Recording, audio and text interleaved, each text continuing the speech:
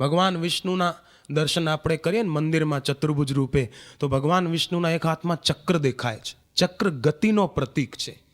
આપણે આધ્યાત્મિકતામાં ગતિ કરીએ, દિવસે દિવસે પ્રગતિ. એમ નહીં કે સત્સંગ પૂરો થયો, થોડાક દિવસ સુધી તો એ જ વિચારોમાં રહ્યા, વળી સત્સંગની પૂર્ણાહુતિ થઈ એટલે વળી રિમોટ હાથમાં લઈને ચેનલ 1, ચેનલ 2, ચેનલ 3, ચેનલ 4, એ બધું ન થાય પછી એની કાળજી રાખવું જોઈએ. આપણા મન અને ઇન્દ્રિયો પર દમન તે સ્થાયી હોવો જોઈએ. તેના માટે વારંવાર પ્રાર્થના કરવી જોઈએ. મનને શિખામણ નામની પુસ્તક વાંચવી જોઈએ.